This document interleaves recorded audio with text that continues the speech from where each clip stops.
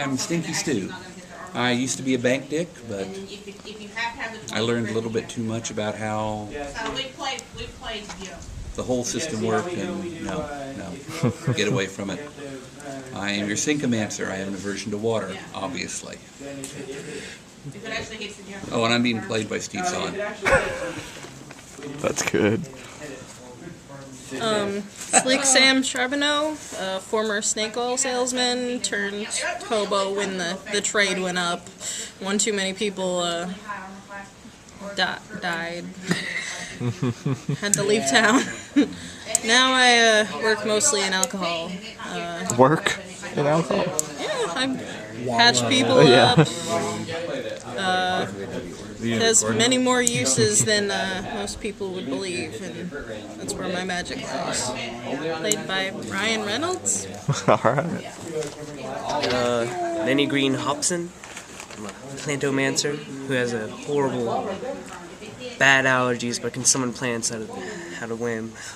So I'm constantly like feeding. My actor would be Tim Robbins, and I'm a failed politician.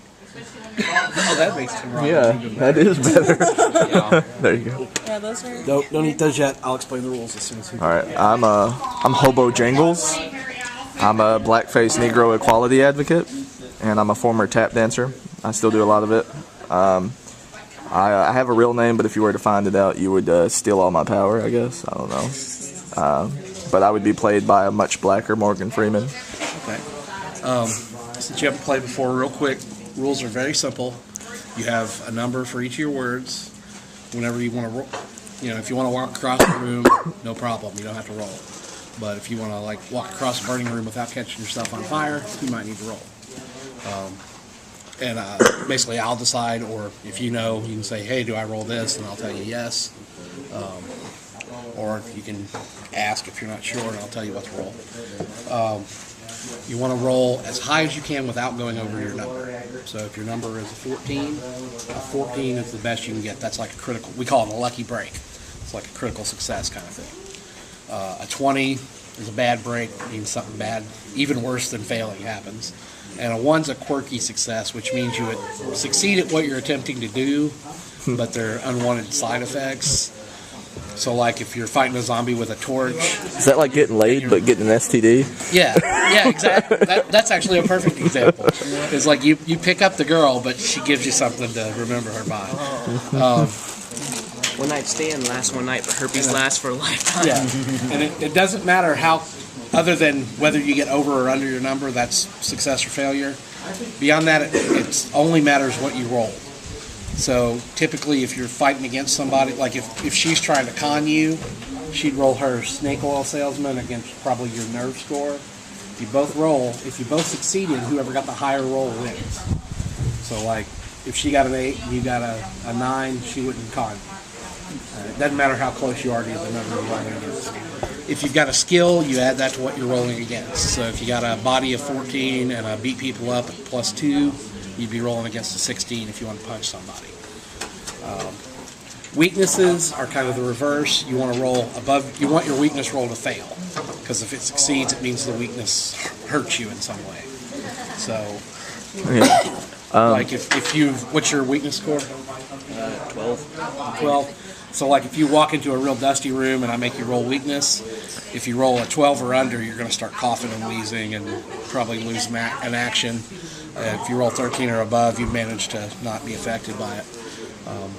Those are the basic rules. Combat, same thing. It's a resisted roll, and the difference between the rolls is how much damage you do, which, as you can tell, but based on the number of hit points you have, is pretty deadly. Fortunately, there are ways to get around that. They're called yum-yums. These are delightful little pieces of candy. Can you eat them? Well, yes, but then they have no game effect whatsoever. They're just food. And would you want to eat them? No, because they're fucking candy. Whoa. I'm a candy corn advocate. Well, I realize it's a matter of opinion, but you're wrong.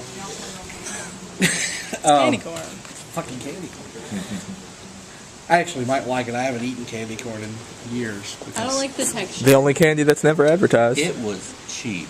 That's why I bought it. Hey, I forgot to bring the Yum Yums. And the candy pumpkins that are sometimes in them. Oh, that's some... Yum Yums, it's typically a 3-for-1 exchange rate.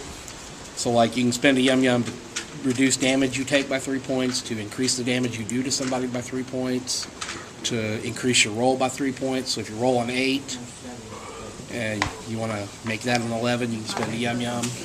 You can spend yum yums to reduce the difficulty number, to pretty much anything mechanical you want to do with yum yums you can probably do. You can spend yum yums to re-roll. According to the official rules, it's 3 yum yums to re-roll, but we always just let you do one yum yum or re-roll. We just wanted to keep the 3 thing consistent. And also, you can subtly alter reality with yum yums. So you can't contradict anything that's already established. You can't make like major changes to the world. But like if you're in a phone booth and you're wearing a Wonder Woman costume and don't have any change and really need to make a phone call, you say, okay, I checked the coin slot, and the GM says, no, there's no coins in there. You can't spend a yum yum to cause a quarter to magically appear, but you could spend a yum yum and say, hey, is there anything on the ground around the phone booth? And there probably would be. The number of yum yums it takes depends on how much you want to alter the world. And you could, probably one. Could you spend yum yums to help how good you look in the Wonder Woman outfit? Yeah. Damn, I'd be looking fine. But, if you want to find a quarter, that's probably 1 yum yum. If you want a meteor to come out of the sky and hit the bad guy, that's probably like 300 yum yums or something. It could be 20 to 25 yum yums to permanently injure a teammate, as I found out. If you want to permanently cripple a teammate, we've established that as 25 yum yums. Net. Yeah, because you could, if like 2 people are going up against each other, you can get into a bidding war and with each person spending yum yums. So like in his case, if this kid wants to not be crippled, he can spend yum yums, and Hooper has to have 25 more than whatever he spends. Whenever that comes. That's it'll not happen. going to happen since he's not. It happens in my brain. And since we're probably going to finish the game as quickly as possible. Yeah. We've lost half our. Happens off screen. Yeah. I'll just assume. It's like we got him in a wheelchair off screen. We didn't have to tell him he wasn't crippled. I threw him in lava, so I'm sure that's helps that out. probably really should have crippled him. Yeah. I wanted to make you spend the yum yums. You've got 3 yum yums to start out, but you'll probably be spending them. Probably want more. Probably wondering how you do that. You do that by making the game more fun for everybody. And amusing the... Yeah, and I'm using the GM. A funny line can get you a yum yum. Coming up with a cool plan can get you a yum yum. Coming up with a neat subplot, that's more for campaigns. Accomplishing personal goals, all the typical stuff you do experience points, plus just making the game better. Campaigns, if you like write up your background or write up a organization in the game or stuff, you get yum yums. For this, it's more you amuse people and come up with cool ideas and role play well, and you can get yum yums. So that's how you play. That's All right. Wags. I think we're ready then. All right. Now all I got to do is come up with a plot. And we're ready. I think I'm going to have to make a Resident Evil style chart for different types of alcohol. What happens when you blend certain ones, like green herb, red herb.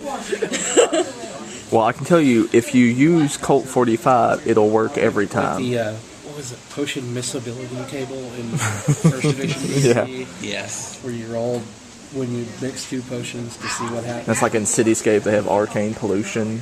So you could, you might get turned into a frog, who knows. It happens. Okay, so you guys are on a train. Where are you on a train headed to and from?